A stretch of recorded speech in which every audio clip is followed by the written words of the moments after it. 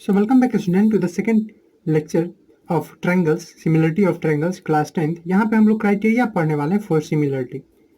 जैसे हम लोग कॉन्ग्रुएंस के लिए क्लास 9 में पढ़े थे, उसी तरह से criteria for similarity of two triangles या बिटवीन टू ट्रायंगल्स, दो ट्रायंगल्स को कैसे सिमिलर प्रूफ करेंगे उसके बारे में समझेंगे। सिमिलरिटी ओके, तो पहले अगर आपको नहीं पता है तो मैं बता दूं क्राइटेरिया का मतलब होता क्या है। तो क्राइटेरिया वो स्टैंडर्ड है, एक तरह से स्टैंडर्ड मान सकते हैं। जैसे वेट को मारने के लिए किलोग्राम हमारे पास होता है, तो वो एक स्टैंडर्ड है। आप बोलते हैं ना ये स्टैंडर्ड आदमी है, मतलब आप उसको उस आदमी से किसी को दूसरे को जज करते हैं कि वो स्टैंडर्ड नहीं है। ठीक है, आपके पेरेंट्स आपके बगल वाले स्टूडेंट से आपको मेजर करते हैं कि देखो वो इतना अच्छा पढ़ता है और तुम नहीं पढ़ते हो, या बगल वाले के स्टूडेंट आपको देख के कह सकते हैं, उल्टा भी हो सकता है। तो क्राइटेरिया वही स्टैंडर्ड है, एक तरह का स्टैंडर्ड है। किस चीज़ के लिए? तो किसी कंडीशन को जज करने के लिए, किसी पर्सन को, किसी ऑब्जेक्ट को जज करने के लिए। तो एक स्टैंडर्ड है किस चीज़ के लिए? टू जज अ रिलेशन और एक कंडीशन। जैसे हम लोग यूनिट बनाते थे, आप फिजिक्स में पढ़े होंगे, क्लास 9 में ही यूनिट ऑफ मेजरमेंट था एक, इंट्रोडक्शन फिजिक्स में। तो उसमें पढ़े होंगे कि आप क्या करते हैं, ऐसा यूनिट जब बना था तो वो क्यों बना था? जैसे कि सारी दुनिया में एक ही तरह का हो, जिसको स्टैंडर्ड यूनिट भी आप बोल सकते हैं। ठीक है, वैसे इंटरनेशनल सिस्टम यूनिट होता है पर स्टैंडर्ड है वो, मतलब हर एक जगह के लिए सेम है। तो वो जो स्टैंडर्ड है जिसका यूज होता है किसी चीज़ के लिए जज करने के लिए, मतलब पता करने के लिए कि कोई चीज़ रिलेशन सही है या नहीं, उसी को कहते हैं क्या चीज़? क्राइटेरिया। अब क्राइटेरिया फॉर सिमिलरिटी, तो उसी तरह से ट्रायंगल में हम लोग 5 क्राइटेरिया पढ़े थे, अगर आपको याद हो। SSS, SAS, ASA, ठीक है, RHS और उसके साथ AAS, ये 5 क्राइटेरिया उसी तरह से ट्रायंगल में पढ़ते हैं। ट्रायंगल के सिमिलरिटी के लिए पढ़ते हैं, वहाँ कॉन्ग्रुएंस के लिए पढ़े थे, यहाँ सिमिलरिटी के लिए। तो देखिए अभी तक हम लोग जान चुके हैं कि अगर दो ट्रायंगल को सिमिलर होना है तो for two triangles to be similar, पहला चीज उनका कॉरस्पॉन्डिंग एंगल्स इक्वल होना चाहिए। ठीक है, तो for two triangles to be similar, दो ट्रायंगल को अगर सिमिलर होना है तो क्या क्या होना पड़ेगा? पहला चीज, अगर मान लीजिए हमारे पास दो ट्रायंगल है, मैं एग्जांपल की मदद से बताता हूँ। मेरे पास अगर एक ABC है और एक DEF है, हाँ छोटा बड़ा उससे कोई मतलब नहीं। तो पहला चीज आपको ये होना चाहिए कि एंगल इक्वल होना चाहिए, यानी ए, मान लीजिए ए डी पे, यानी ए डी के बराबर है, बी ई के बराबर है और सी एफ के बराबर होना चाहिए, सी एफ के बराबर होना चाहिए। पहला चीज ये कंडीशन पूरा होना चाहिए कि कॉरस्पॉन्डिंग एंगल इक्वल होना चाहिए। दूसरा चीज कि A B by D E, यानी कॉरस्पॉन्डिंग जो साइड्स है उनकी ratio A B by D E equal to A C by D F equal to B C by E F. ये सब मैंने पिछले लेक्चर में ही बता दिया। अगर आपको बेसिक प्रोपोर्शनलिटी थ्योरम और सिमिलरिटी का बेसिक मीनिंग जानना है तो आप पहला वाला लेक्चर देख सकते हैं, मैं डिस्क्रिप्शन में उसका लिंक दे दूंगा। चलिए अब बढ़ते हैं, ये दोनों चीज़ चाहिए। अब ट्रायंगल भी, अगर जब ट्रायंगल कॉन्ग्रुएंस पे बात कर रहे थे तो वहाँ पे दो चीज़ देखना पड़ रहा था। पहला चीज़ कि शेप और साइज सेम है, उसके लिए तीनों साइड और तीनों एंगल को देखना पड़ता था। यानी 6 कंडीशन वहाँ भी थे, 6 कंडीशन यहाँ भी है। तो क्या 6 कंडीशन यहाँ भी हर बार दिखाना जरूरी पड़ेगा किसी दो ट्रायंगल को सिमिलर दिखाने के लिए? नहीं, इसी के लिए तो क्राइटेरिया बना है। ठीक है, जैसे वहाँ पे 3 था, चाहे तीनों साइड एक साथ, चाहे चाहे दो साइड एक बीच वाला एंगल, चाहे दो एंगल बीच वाला साइड, चाहे राइट एंगल में हाइपोटेन्यूज और एक कोई और साइड, चाहे दो एंगल और उसके बगल वाला साइड। ठीक है, इंक्लूडेड नॉन इंक्लूडेड जिसको बोलते थे, वो होता था। तो 3 ही से काम चल जाता था। वैसे ही सिमिलरिटी के लिए भी हम लोग किसी 3 इस 6 में से किसी 3 को यूज कर सकते हैं। ठीक है, इसको थोड़ा प्रैक्टिकल होकर भी हम लोग सोचते हैं। ठीक है, कैसे सिमिलर कर पाएंगे। तो इसको देखिए हम लोग एक एक्सपेरिमेंट के थ्रू कर सकते हैं। मान लीजिए कि एक लाइन सेगमेंट बना दीजिए AB, ठीक, और एक इधर बना दीजिए DE।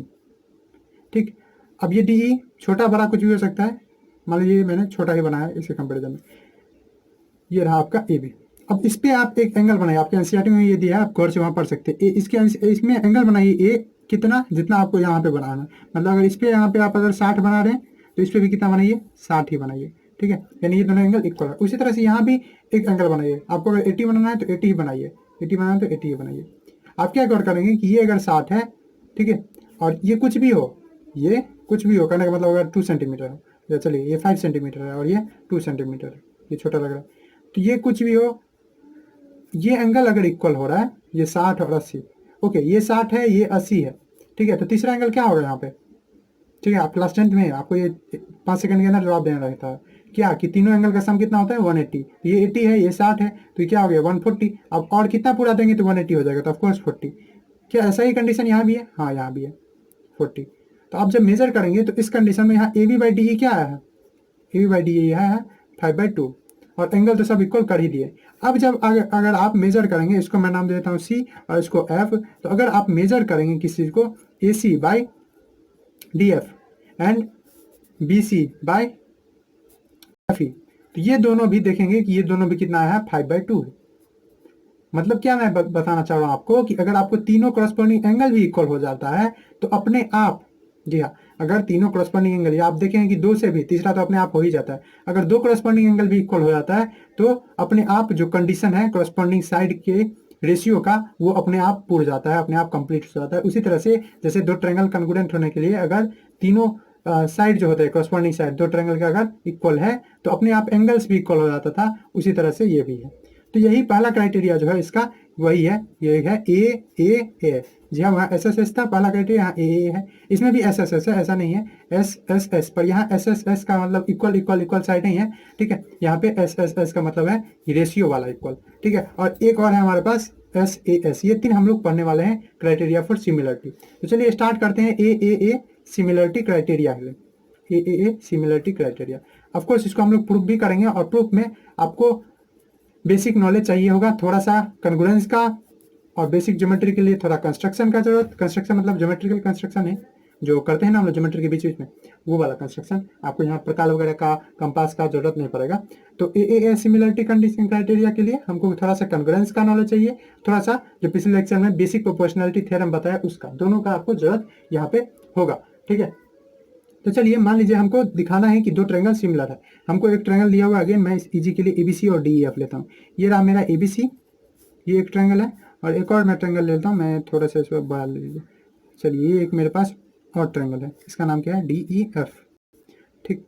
मुझे क्या करना है कि ये दोनों ट्रायंगल को कॉन्ग्रुएंट बताना है, और हमको दिया क्या हुआ है ए कहने का मतलब कि तीनों करस्पॉन्डिंग एंगल इक्वल है। इसका स्टेटमेंट भी मैं लिख देता हूँ। इसका स्टेटमेंट अगर बोले कि what do you mean by A similarity, तो ए सिमिलरिटी मीन्स कि अगर दो ट्रायंगल है, मैं इसको लिख देता हूँ, if in a two triangle, दो ट्रायंगल में, if in a two triangle, दो ट्रायंगल में करस्पॉन्डिंग एंगल्स इक्वल है, ठीक है।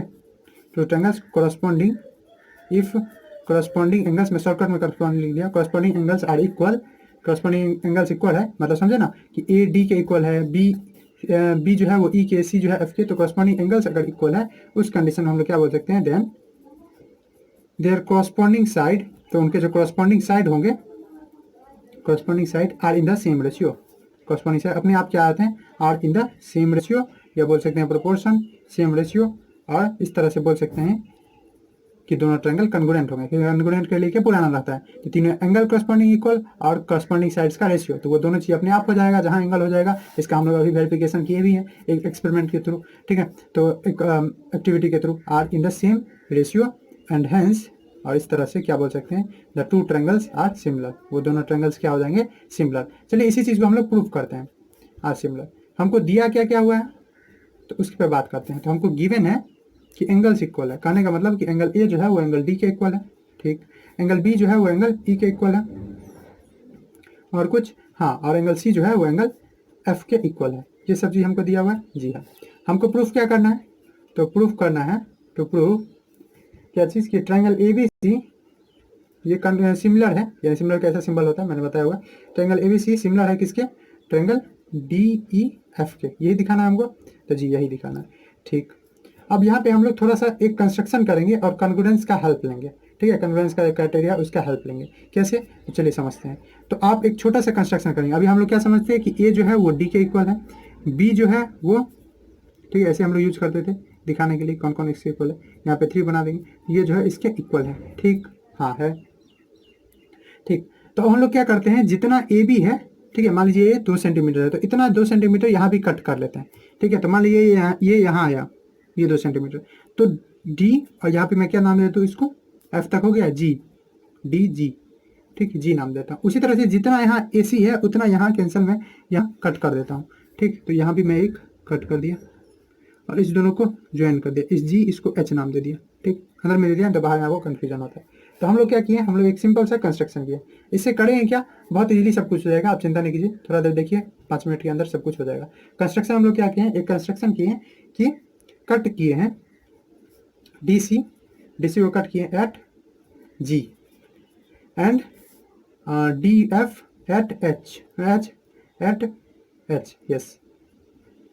किस तरह से कट की है? सच दैट, इस तरह से कि ए बी जो है वो डी जी के इक्वल हो गया और ए सी जो है वो डी एच के, such that A B is equal to D G and A C equal to D H, ये दो चीज हो गया। अब इससे होगा क्या? इसके बहुत बड़ा फायदा है, देखिए ये दोनों ट्रेंगल यानी ए बी सी और डी जी एच ये दोनों कॉन्ग्रुएंट हो जाएंगे। ऐसे कैसे कॉन्ग्रुएंट हो जाएंगे? देखिए ये और ये इक्वल है, हाँ इक्वल है, ये और ये इक्वल है, हाँ है कंस्ट्रक्शन से, और ये एंगल पहले से इक्वल है, दिया ही हुआ है, गिवन ही है, यानी ये दोनों ट्रायंगल किससे कॉन्ग्रुएंट हो जाएंगे? एस ए एस से। उम्मीद है आप कॉन्ग्रुएंट पढ़ के आए। ये दोनों ट्रायंगल जहां कॉन्ग्रुएंट हो जाएंगे तो हमारे पास एक दो नॉलेज आ जाएगा, पर ये आ जाएगा कि ये चीज, क्या चीज? ये वाला और ये वाला साइड दोनों इक्वल हो जाएगा, ठीक है। और कुछ आएगा तो चलिए पहले इस चीज को हम लोग लिख लेते हैं, ठीक है। तो दोनों ट्रायंगल कौन कौन? तो ट्रायंगल ए बी सी जो है वो कॉन्ग्रुएंट हो जाएगा किसका? किसके कॉन्ग्रुएंट हो जाएगा? कॉन्ग्रुएंट हो जाएगा डी ई एफ के, सॉरी डी जी एच के, डी जी एच के, ठीक है। छोटा वाला ट्रायंगल जो डी जी एच है उसके, ठीक। किसे? By S A S criteria. आपको अगर डिटेल में लिखना है तो आप डिटेल में लिख देंगे, क्या लिख देंगे कि रीजन में, चूंकि इसलिए यानी सिंस ए बी जो है वो डी जी के इक्वल है, ठीक है, ए सी जो है वो डी एच के इक्वल है, और बी सी जो है, सॉरी एंगल ए जो है वो एंगल डी के इक्वल है, इसीलिए एस ए, ठीक है। देख रहे हैं ना, एस, ये रहा एस, ये रहा ए, ये रहा एस, एस एस, मतलब दो साइड और इसके इंक्लूडेड एंगल, दो साइड और उसके इंक्लूड उसके बीच वाला एंगल, तो सिमिलर हो गया। अब जहाँ ये हो गया तो हम लोग क्या बोल सकते हैं कि एंगल बी जो है, एंगल बी और एंगल जी इक्वल हो गया, किससे? तो ऑफकोर्स बाय सीपीसीटी, क्योंकि ये कॉरस्पॉन्डिंग पार्ट है ना, ये दोनों कॉन्ग्रुएंट ट्रायंगल है। जहां दो ट्रायंगल कॉन्ग्रुएंट हो जाता है तो उसके कॉरस्पॉन्डिंग पार्ट्स इक्वल हो जाते हैं। कॉरस्पॉन्डिंग पार्ट्स मतलब साइड, कॉरस्पॉन्डिंग साइड और कॉरस्पॉन्डिंग एंगल, जिसको हम लोग सीपीसीटी नाम देते हैं। यानी बी जो है वो जी के इक्वल हो जाएगा, हाँ हो जाएगा, ठीक है। और सी जो है वो एच के इक्वल हो जाएगा, हाँ हो जाएगा, ठीक है। तो ये हो गया, और उसके साथ साथ जो ये जी एच है ये क्या हो जाएगा? ये पैरेलल हो जाएगा किसके? ई एफ के। अब ये कैसे हो गया? तो इसको हम लोग किसे समझ सकते हैं? तो इसको समझने के लिए आपको थोड़ा सा पैरेलल लाइन का कंसेप्ट होना चाहिए। देखिए यहाँ क्या दिया हुआ था कि ये एंगल इसके इक्वल है, ई बी के इक्वल है, और बी जो है वो जी के भी इक्वल है। इसको मैं साइड में समझाता हूँ अगर आप कंफ्यूज हो रहे हैं कि एंगल बी एंगल ई के इक्वल था, हाँ। और यहाँ से अभी हमको क्या मिला है कि बी जो है वो जी के भी इक्वल है, क्योंकि दोनों ट्रायंगल कन्वर्ट हो गए हैं। तो एंगल बी जो है वो एंगल जी के भी इक्वल है, यानी बी जी के भी इक्वल है, बी ई के इक्वल है। मतलब बी अगर मान लीजिए 60 डिग्री है तो बी ई के इक्वल है, यानी ई भी 60 डिग्री है, और बी जी के भी इक्वल है, मतलब ये भी 60 डिग्री है, मतलब तीनों क्या हो गया? 60 डिग्री। तो हम लोग बोल सकते हैं हेंस क्या निकलता है कंक्लूजन कि जी जो है वो ई के इक्वल है। अब ये तभी हो सकता है दो लाइन में जब दो एंगल कॉरस्पॉन्डिंग हो, और कॉरस्पॉन्डिंग एंगल तभी हो सकता है जब दो लाइन हो और पैरेलल लाइन हो उसमें ट्रांसवर्सल हो। यानी यहाँ जी सी जो है, या बोल सकते हैं जी ई जो है, सॉरी ये सी तो इसका पार्ट है, जी ई जो है ये किसका काम कर रहा है? ट्रांसवर्सल का। किसमें? जी एच और ई एफ, जी एच और ई एफ, जी एच और ई एफ दो पैरेलल लाइन है, जिसमें जी ई जो है वो एक ट्रांसवर्सल का काम कर रहा है, जिसके कारण कॉरस्पॉन्डिंग एंगल इक्वल हो रहा है, ठीक है। उसी तरह से यहाँ भी देख सकते हैं, ठीक। तो ये दोनों ट्रायंगल हो गया जहाँ कॉन्ग्रुएंट हो गया, तो हम लोग कुछ कुछ फैक्ट लिख लिए कि बी जो है वो जी के इक्वल हो गया, और एंगल सी जो है वो एंगल एच के इक्वल हो गया, और क्या चीज़ कि जी एच जो है वो पैरेलल हो गया ई एफ के। इसका आप लिख सकते हैं, चूँकि यहाँ पे मैं डिटेल में लिख रहा हूँ कि एंगल बी एंगल ई के इक्वल है, गिवन था, ठीक है। एंगल बी जो है वो एंगल जी के भी है, क्योंकि सीपीसीटी से इसको लिख देंगे बाय सीपीसीटी। सीपीसीटी से आप जहाँ सीपीसीटी से हो गया तो आराम से बोल सकते हैं कि एंगल ई जो है वो एंगल जी के इक्वल हो गया, जो है कौन? जो है कॉरस्पॉन्डिंग साइड। और कॉरस्पॉन्डिंग एंगल्स किस में हो सकता है? कॉरस्पॉन्डिंग एंगल्स पैरेलल वाला कॉरस्पॉन्डिंग एंगल, मतलब इस तरह से याद है कॉरस्पॉन्डिंग, एक ऊपर एक नीचे, ठीक है। एक अगर ये वाला नीचे तो ये भी, ठीक। तो एक ऊपर, ये वाला भी ऊपर, ये नीचे, ये नीचे, तो इस तरह का था कॉरस्पॉन्डिंग एंगल। हम लोग का क्लास 9 में ही पढ़े थे पैरेलल में, और 7 में भी पढ़े थे, तो कॉरस्पॉन्डिंग एंगल। अब जहाँ ये दोनों पैरेलल हो गया तो हम लोग को बेसिक प्रोपोर्शनलिटी थ्योरम का यूज करते हुए अपना काम खत्म कर सकते हैं। बेसिक प्रोपोर्शनलिटी थ्योरम क्यों यूज करें? क्योंकि हम लोग का काम तो बन गया है ना कि कॉरस्पॉन्डिंग एंगल्स इक्वल है। अब है क्या? कॉरस्पॉन्डिंग साइड का रेशियो इक्वल दिखाना है, तो उसके लिए हमको किसका मदद लेना पड़ेगा? वो लेना मदद लेना पड़ेगा किसका?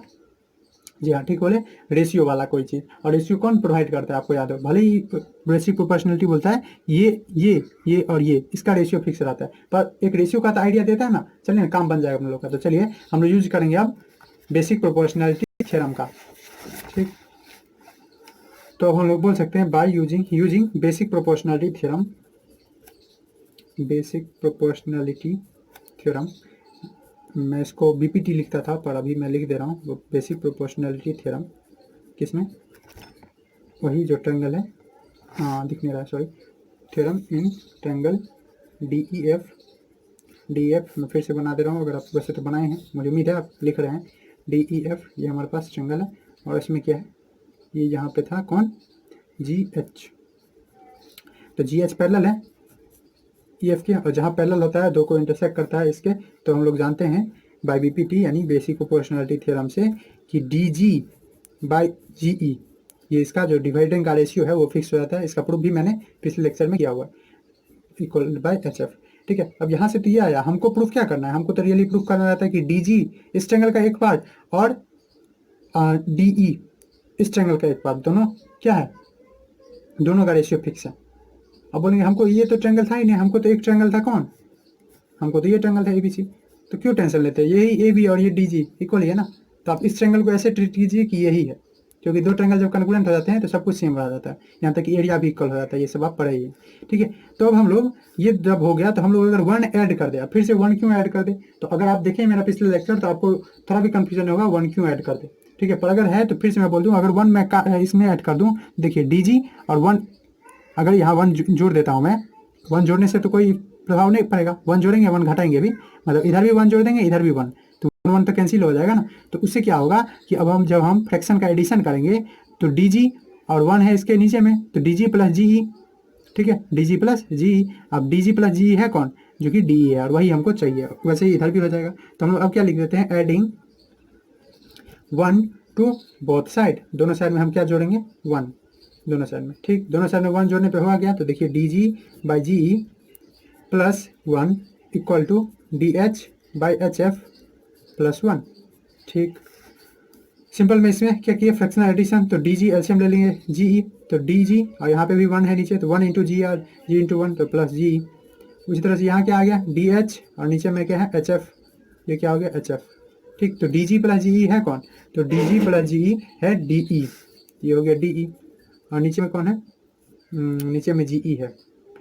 ठीक है, नीचे में है जी ई, डी और नीचे में क्या आ गया G E, D H plus H F, D H plus H F हो गया डी एफ, और ये नीचे में क्या आ गया एच एफ।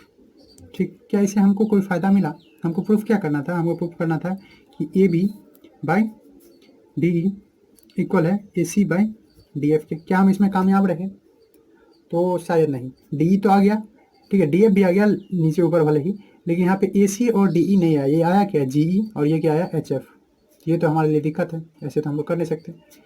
तो क्या करें, तो अगर हम लोग यहाँ पे अगर रेशियो इक्वल उल्टा कर दे यहाँ पे, तो हमारा काम बन सकता है। कैसे, ठीक है, मतलब वन ऐड करेंगे पर उल्टा करके कैसे, पहले एक बार ट्राई कर देते हैं।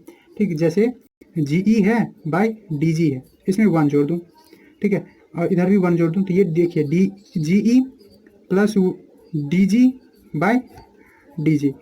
ठीक, तो यहाँ पे G E plus D G, D क्या है जी ई प्लस डी जी, तो ये तो हो जाएगा डी ई, और नीचे में क्या बचेगा, नीचे में बचेगा डी जी, जिसको हम बाद में रिप्लेस कर सकते हैं डी जी को किससे, ए बी से। अभी हमारे पास क्या बचा है जी ई, और जी ई का हमारे पास कोई आंसर नहीं है, जी ई का हम क्या करेंगे। इसीलिए यहाँ पे ये चीज़ अगर आप करेंगे, मैंने जानबूझ उसकी ये गलती किया है, ये आगे बढ़ा भी मैं एक जगह देख लिया था यहाँ पे वन लिखने के बाद, पर मैंने सोचा कि आपको ये बता ही दिया जाए, जैसे कि आप अगर सीखने वक्त ही अगर वो चीज़ गलती हो जाए, ठीक है, तो आप आराम से उस चीज़ को ध्यान से लिखेंगे। तो ये लिखना जो है आपको D G by G E equal to D H by H F, ये तो बेसिक प्रोपोर्शनलिटी थ्योरम से ऐसे ही लिखा जाता है, इसमें कोई डाउट नहीं है। पर अगर आपको इस तरह से बढ़ना है, जैसे कि आपको ये वाला रिजल्ट लाना है, तो इस वाले रिजल्ट के लिए आपको थोड़ा सा चौकन्ना होना पड़ेगा। ठीक है, और उस थोड़ा सा चौकन्ना होने में क्या करना पड़ेगा कि आपको यहाँ पे ये रेशियो इक्वल करना पड़ेगा, इससे हमारा काम नहीं बना। ठीक, इससे काम नहीं बना, तो आपको यहाँ पे टेंशन नहीं लेना है।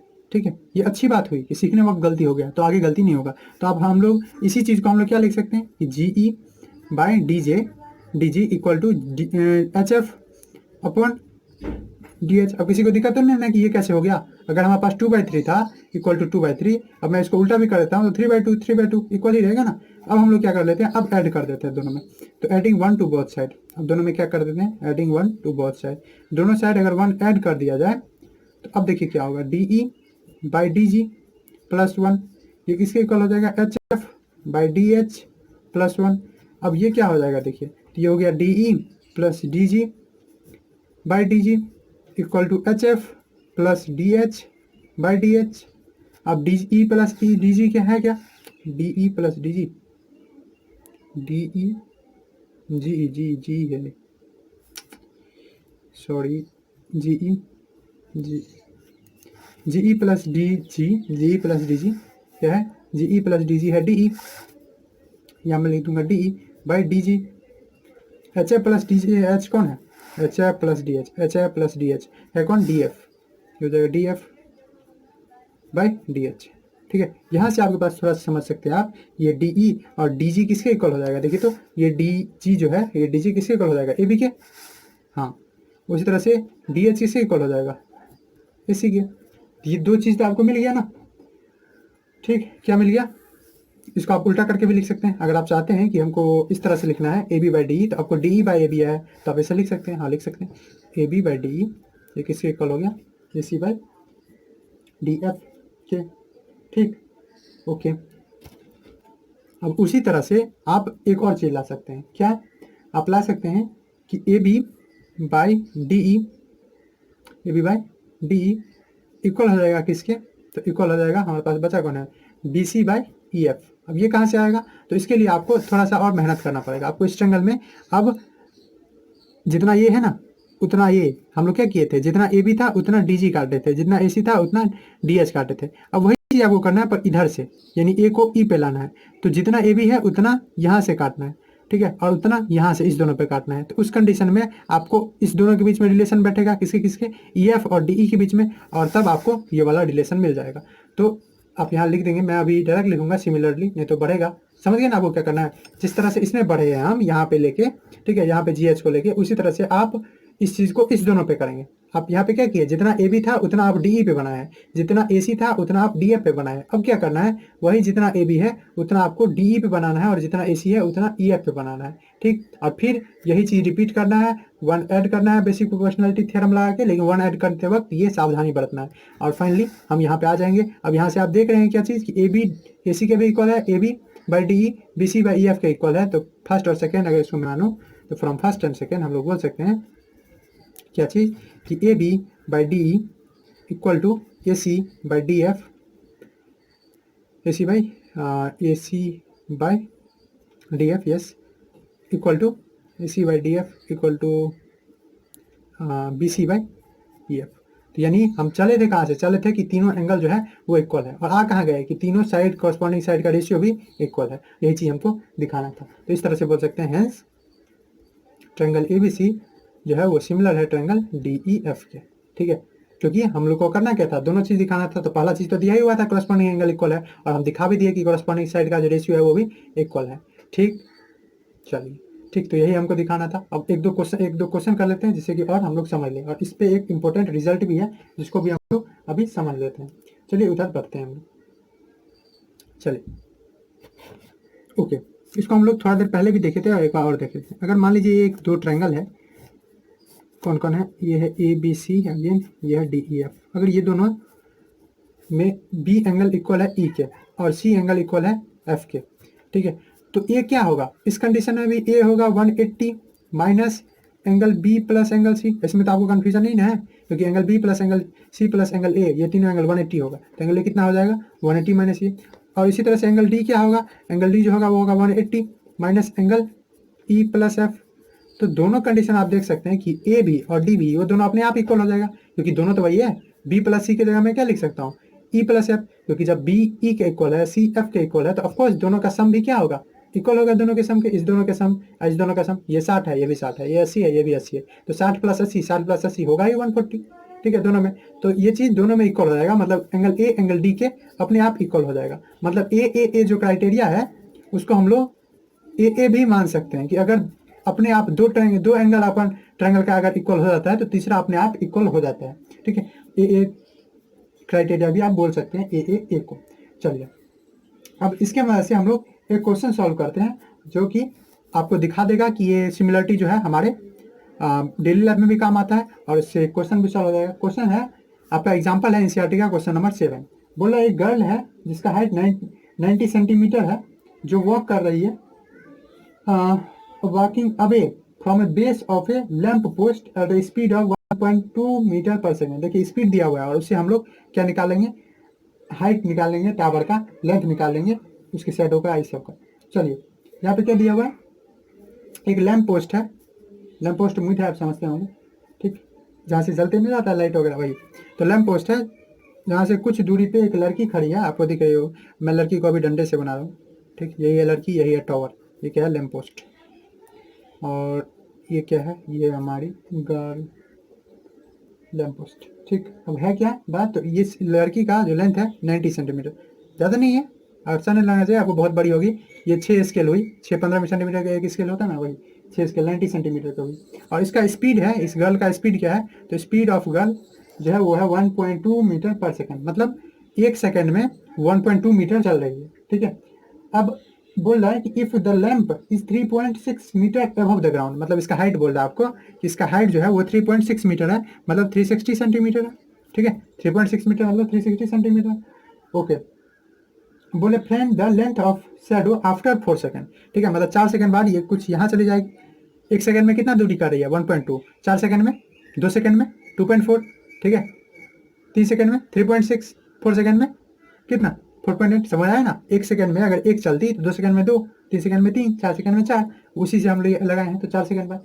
तो यहाँ पे हम लोग बोल सकते हैं कि अगर ये हम इसको एक ट्रायंगल बना दे, इसको कंसिडर कर ले ए, इसको कंसिडर कर ले बी, और ये बन गया आपका सी, ये लड़की का हाइट हो गया डी, सी डी, और ये 4 सेकंड बाद कहीं पे भी जाए और इसका शैडो, तो इसको मैं नाम दे दूँ ई, ठीक, इसको नाम दे दूँ ई। तो इस कंडीशन में हम लोग बोल सकते हैं कि जो डी ई है, डी ई है, डी नहीं, डी का तो हमको यहाँ पे कोई काम दिख नहीं रहा, तो हमको निकालना क्या है, तो हमको ये 360 दिया हुआ है, हाँ दिया हुआ है, ठीक।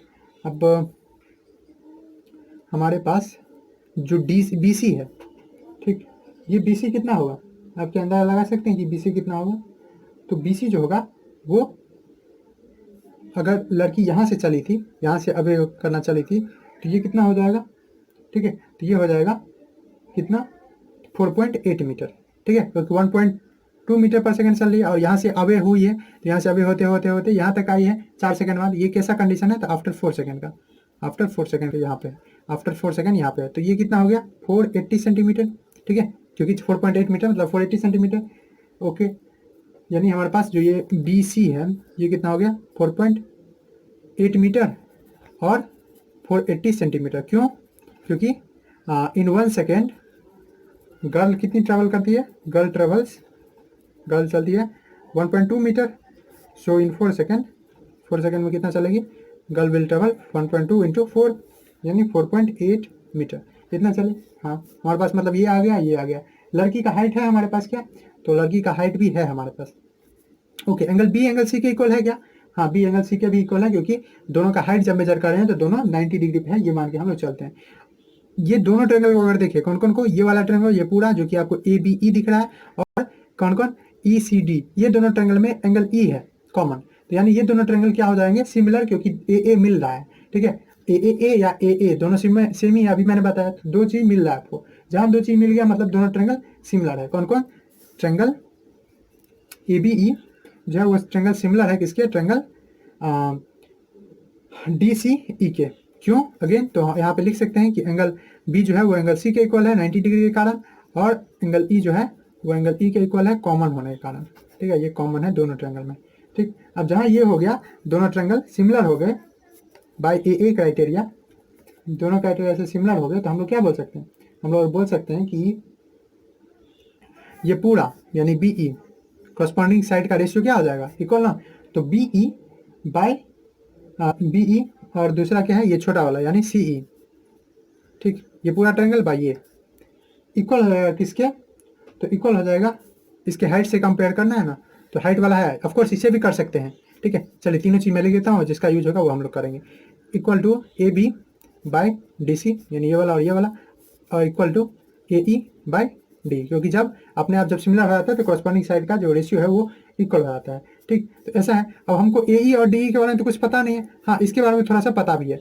और बी सी, ठीक, बी सी के बारे में कुछ पता है, तो बी सी के बारे में पता है, पर बी सी ट्रायंगल में आ नहीं रहा है। तो अब देखिए बी ई कितना है हमारे पास, बी ई है हमारे पास क्या, नहीं बी ई नहीं है पर बी सी है, तो उससे हमको क्या करना है, हमको तो सी ई मेजर करना है। सी ई क्या होने वाला है, इस लड़की का शैडो, तो रियली में हमको निकालना क्या है, शेडो ही। तो हम लोग इस बीई को क्या लिख सकते हैं, बीई को लिख सकते हैं बीसी प्लस सी, ठीक है, प्लस बाय सी, हाँ लिख सकते हैं, ठीक है, इक्वल टू ए बी हमको पता है कि ये 360 है, ठीक है, तो इसको मैं लिख देता हूँ 360, और डी सी भी पता है लड़की का हाइट जो कि 90 है।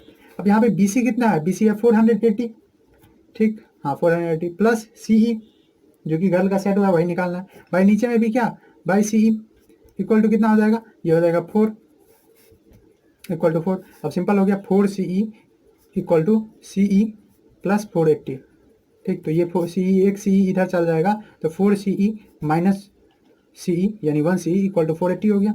तो 3 सी ई कितना हो गया, तो 3 सी ई हो गया 480, तो यानी सी ई कितना हो गया 480 बाई 3 यानी 160, ठीक है, 160 सेंटीमीटर और 1.6 क्या चीज़ 1.6 मीटर, यानी इसकी लड़की का जो शेडो है वो कितना होगा 1.6 मीटर का, ठीक है। थोड़ी देर बाद जब 4 सेकंड बाद फिर से मैं बता दूं कि एक टावर था, लैंप पोस्ट था, इस लैंप पोस्ट से लड़की जाने लगी, 4 सेकंड बाद ये यहाँ आई, कितना है इसका 4.8 सेंटीमीटर, 4.8 मीटर यहाँ आई। अब इस कंडीशन में हम लोग को सिमिलरिटी का कंसेप्ट लगा के लड़की का हाइट लड़की के शैडो का हाइट पूछा था, शैडो का लेंथ पूछा था। आपको हो सकता था देता, अगर शैडो का लेंथ अगर नाप के दे देता, आपको पूछता हाइट बताओ, या आपको ये दोनों चीज़ दे देता और आपको टावर का हाइट पूछ देता।